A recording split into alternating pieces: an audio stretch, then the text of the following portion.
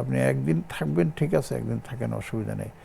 এখন দ্বিতীয় দিন যদি আপনার মেজবান যদি বলে যে আমার আজকে অন্য কাজ আছে, আপনি অন্য একটা ব্যবস্থা করেন, তাহলে সেটা বলার অধিকার আপনার আছে। 3 দিন পর্যন্ত রাখার পরেও যদি আপনি বলেন যে আর সম্ভব না, এবার দোস্ত আপনি অন্য ব্যবস্থা করেন, তাহলে সেটা বলারও সুযোগ আছে।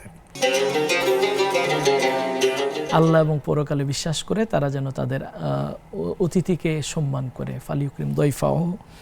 তো সেই আলোকে আমাদের ইসলাম একজন মুসলমানের উপরে আরেকজন মুসলমানের আর কি কি হক রেখেছেন।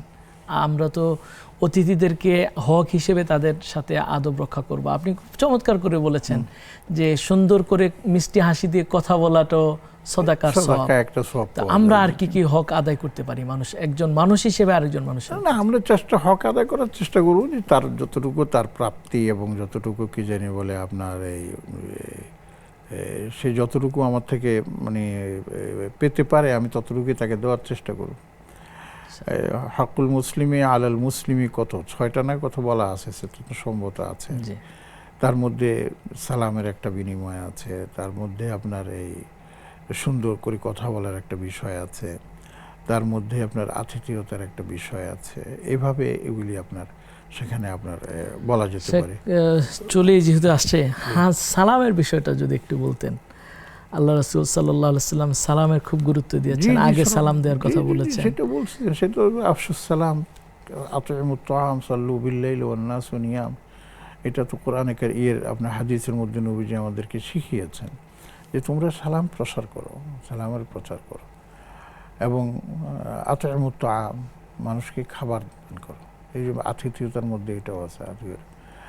তারপরে মানুষ যখন ঘুমিয়ে থাকে তখন আল্লাহর সামনে সিজদাবনত সাল্লু বিল-লাইলি ওয়ান-নাসু। এরপরে আল্লাহ পাক বলতেছেন তাদখুলুল জান্নাতা বিসালাম, তোমার কিন্তু এটা খুব আনন্দের সাথে তুমি জান্নাতে প্রবেশ করতে পারবে। আর এই সালামের ব্যাপারটা তো শুধু এখানে না, কোরআনে কারীমের মধ্যে আল্লাহ পাক যদি কোনো ঘরে প্রবেশ করতে চান তাহলে বলছে আগে সালাম দাও। ইয়া আইয়ুহাল্লাযীনা আমানু লা তাদখুলু বুয়ুতান গায়রা বুয়ুতিকুম হাত্তা তাস্তাযিনু ওয়া তুসাল্লিমু আলা আহলিহা, তাস্তানিসু ওয়া তুসাল্লিমু আলা আহলিহা। তোমরা কোনো ভাষায় যদি চাও তো দরজা নক করে আসসালামু আলাইকুম, কে জিজ্ঞেস করবে না, পরিচয় দিয়ে তারপরে আপনি ভিতরে অনুমতি প্রাপ্ত হলে আপনি ঢুকবেন, না হলে ঢুকবেন না। আবার অন্য জায়গায় আছে ফাসাল্লিমু আলা আনফুসিকুম তাহিয়াতাম মিন ইনদিল্লাহি মুবারাকাতুন তাইয়্যিব। যদি কেউ নাও থাকে তবু আপনি সালাম দিয়ে কি জানি বলে ঘরে প্রবেশ করুন। এটা তো ঘর ঢুকার আপনার আদবের মধ্যে এটা পড়ে আর কি। এখানে কিন্তু আরও একটা জিনিস আছে যে একজন মানুষ আরেকজনের বাড়িতে যদি অতিথি হয় তাহলে তিনি কয়দিন সেখানে অবস্থান করতে পারবেন, কয়দিন তিনি আতিথ্যতা গ্রহণ করতে পারবেন। তো সেখানে একটা কথা বলা হয়েছে যে একদিন তো তিনি পাবেন সেটা, এবং সেটাকে কেউ কেউ বলেছেন ওয়াজিবা, যে আতিথ্য করা একদিনের জন্য অতিথি হলে তাকে সেটা মেনে নিতে হবে। আর যদি 3 দিনের জন্য হয় তাহলে সেটাকে বলা হচ্ছে মুস্তাহাব্বা। মুস্তাহাব্বা, যদি কেউ কাউকে 3 দিন আপনার আতিথ্যতা করেন তাহলে এটা মুস্তাহাব করতে পারেন। এরপরেও যদি দেখা যায় যে কি জানি বলে আপনার এই মেহমান থাকতেছে আর আপনি আতিথ্যতা দিচ্ছেন, তাহলে এটাকে বলা হয় সাদাকা জারিয়া।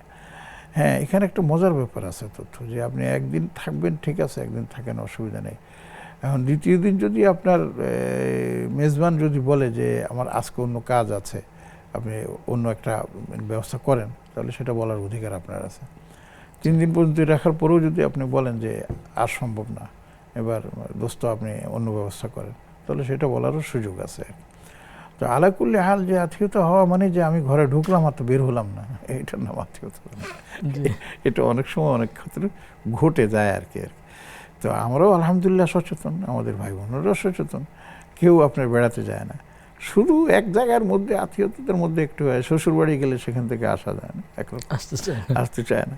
আবার এটাও আছে যে কি জানি বলে মেয়েরা যখন বাবার বাড়ি যায়, এটা তার অধিকার, তার হক আছে সেখানে যাওয়ার। সে সেখানে মেহমান হয়ে যাচ্ছে, কাজে মায়ের সাথে থাকবে, বাবার সাথে থাকবে, 2, 4, 5 দিন 10 দিন থাকতেই পারে, এটা কোনো অসুবিধা নেই। এটা আতিথ্যের মধ্যে আপনার পরে। এগুলোও কিন্তু আমাদের আত্মীয়তা সুরক্ষার এবং বন্ধনের একটা আপনার মূলনীতি। হ্যাঁ, তো এগুলো আমাদের সামনে রেখে আমরা সেটা করতে পারি। তো এই মনে করেন কোরবানির মৌসুম, হ্যাঁ, অনেকে এক বাড়ি থেকে আরেক বাড়িতে গোশত প্রেরণ করতেছে, যাচ্ছে, গোস্ত নিয়েও যাচ্ছে, আত্মীয়ত করতেছে, এবার দু একদিন থেকে আবার চলেও আসতেছে, অসুবিধা নেই। এইভাবে আপ ডাউন হচ্ছে। এটা কিন্তু একটা সৌন্দর্য ইসলামের। এই সৌন্দর্য আপনি অন্য কোথাও খুঁজে পাবেন না, খুব কমই পাওয়া যাবে আর কি।